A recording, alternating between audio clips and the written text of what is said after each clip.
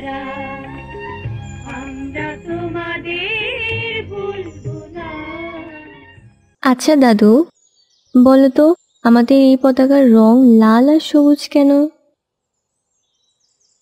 জানিস দাদু ভাই, এই লালের দাম? এটা রক্তের রং, আমাদের ভাইদের রক্ত। আর সবুজটা আমাদের এই মাটি, আমাদের ঘর। কারা দিয়েছিল এই রক্ত, আর কেনই বা দিয়েছিল? সেই দিনগুলো ছিল খুবই কষ্টের। তখন আমাদের দেশটি ছিল পাকিস্তানের একটি অংশ। তখন এর নাম ছিল পশ্চিম পাকিস্তান।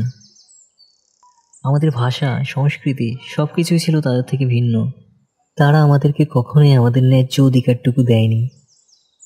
আমরা আমাদের অধিকারের জন্য দাবি জানালে আমাদের ওপর তারা অনেক অত্যাচার করত। তখন বাংলার মানুষরা স্বপ্ন দেখে একটি স্বাধীন সার্বভৌমত্ব রাষ্ট্র গড়ে তোলার। ৭ই মার্চ ঢাকার রেসকোর্স ময়দানে জাতির পিতা বঙ্গবন্ধু শেখ মুজিবুর রহমান বাঙালি জাতির উদ্দেশ্যে একটি ভাষণ দেয়।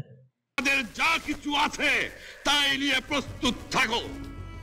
মনে রাখবা, রক্ত যখন দিয়েছি, রক্ত আরো দেব।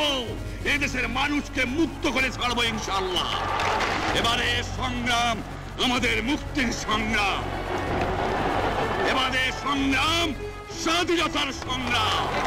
তার এই আহ্বানে বাংলার সকল শ্রেণীর মানুষ একটি স্বাধীন রাষ্ট্র গড়ার উদ্দেশ্যে যুদ্ধে নেমে পড়ে।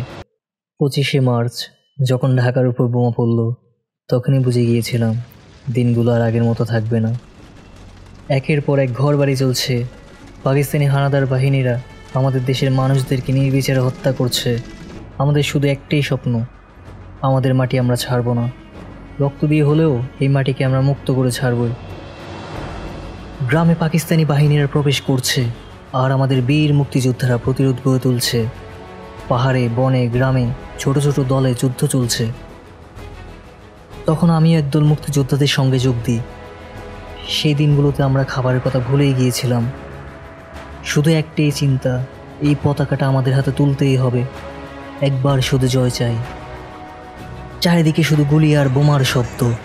তখন এক সময় আমার সহযোদ্ধা আজাদের গায়ে গুলি লাগে। সে মৃত্যুর আগে আমার হাত ধরে বলে, আমাদের জন্য নতুন একটা দেশ হবে ভাই, তুই আমার জন্য একটা লাল সবুজ পতাকা তুলিস, এটাই আমার স্বপ্ন। এই বলে সে মৃত্যুর কোলে ঢলে পড়ে। এরপর দীর্ঘ 9 মাস রক্তক্ষয়ী যুদ্ধের পর 16ই ডিসেম্বরের দিন পাকিস্তানি বাহিনীর আত্মসমর্পণ করে। চারিদিকে শুধু জয় বাংলা স্লোগান।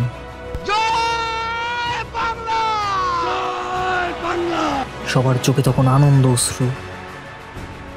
আজাদের সেই স্বপ্ন সত্যি হলো, এই লাল সবুজ পতাকা আমাদের।